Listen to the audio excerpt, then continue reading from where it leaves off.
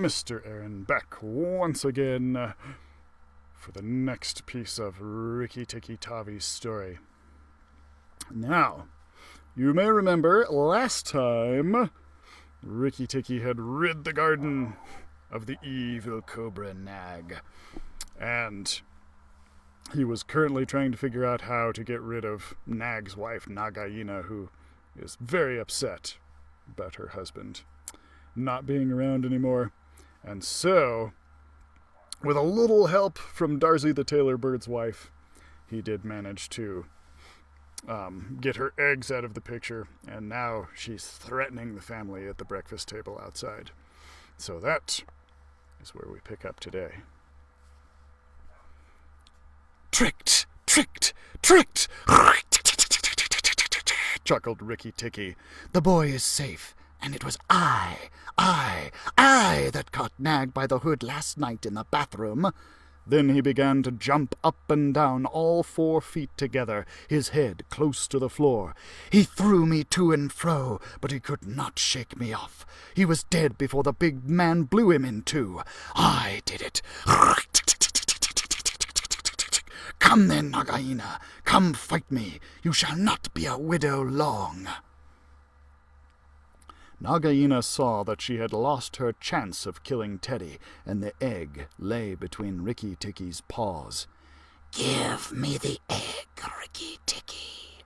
Give me the last of my eggs, and I will go away and never come back, she said, lowering her hood.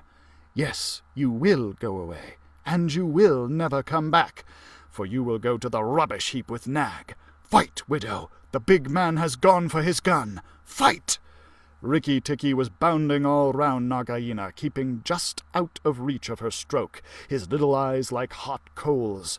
Nagaina gathered herself together and flung out at him. Rikki Tikki jumped up and backward. Again and again and again she struck, and each time her head came with a whack on the matting of the veranda, and she gathered herself together like a watch spring. Then Rikki Tikki danced in a circle to get behind her, and Nagaina spun round to keep her head to his head, so that the rustle of her tail and the matting sounded like dry leaves blown along by the wind. He had forgotten the egg. It still lay on the veranda, and Nagaina came nearer and nearer to it, till at last, while Rikki Tikki was drawing breath, she caught it in her mouth, turned to the veranda steps, and flew like an arrow down the path, with Rikki Tikki behind her. When the cobra runs for her life, she goes like a whiplash flicked across a horse's neck. Rikki Tikki knew that he must catch her, or all the trouble would begin again. She headed straight for the long grass by the thorn bush.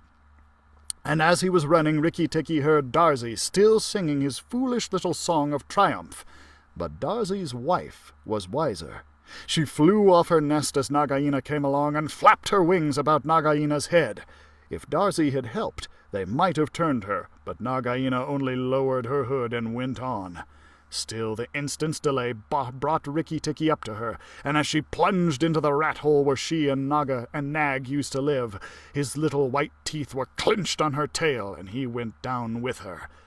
And very few mongooses, however wise and old they may be, care to follow a cobra into its hole.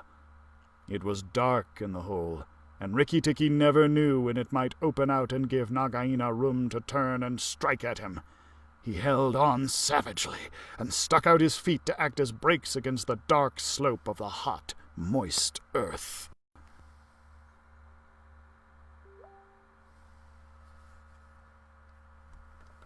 Then the grass by the mouth of the hole stopped waving, and Darcy said, "It is all over with Rikki Tikki. We must sing his death song. Valiant Rikki Tikki is dead, for Nagaina will surely kill him underground."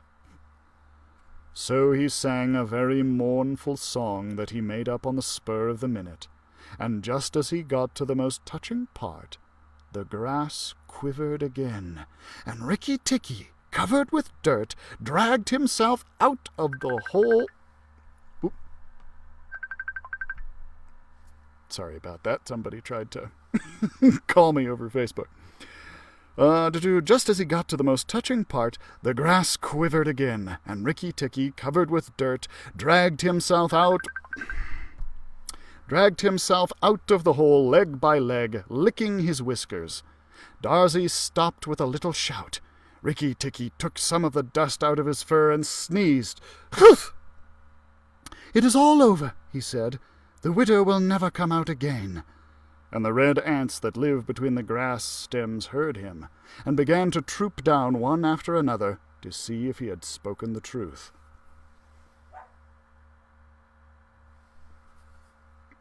Rikki Tikki curled himself up in the grass and slept where he was. Slept and slept till it was late in the afternoon, for he had done a hard day's work. "Now," he said when he awoke, "I will go back to the house. Tell the coppersmith, Darzee, and he will tell the garden that Nagaina is dead." The coppersmith is a bird who makes a noise exactly like the beating of a little hammer on a copper pot, and the reason he is always making it is because he is the town crier to every Indian garden, and tells all the news to everybody who cares to listen. As Rikki Tikki went up the path, he heard his attention notes like a tiny dinner gong, and then the steady "Ding dong tock, Nag is dead! Dong, Nagaina is dead! Ding dong tock, Nag is dead!" That set all the birds in the garden to singing, and the frogs croaking, for Nag and Nagaina used to eat frogs as well as little birds. When Rikki got to the house, Teddy and Teddy's mother, she looked very white still, for she had been fainting, and Teddy's father came out and almost cried over him, and that night he ate all that was given to him, until he could eat no more, and went to bed on Teddy's shoulder, where Teddy's mother saw him when she came to look late at night. "He saved our lives. And Teddy's life," she said to her husband. "Just think, he saved all our lives." Rikki Tikki woke with a jump, for mongooses are light sleepers. "Oh, it's you," said he. "What are you bothering for? All the cobras are dead. And if they weren't, I'm here."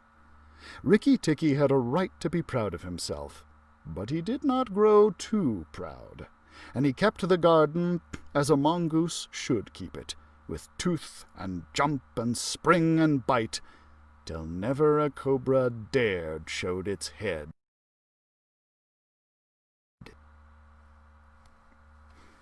And that brings us to the end of Rikki Tikki Tavi, guys.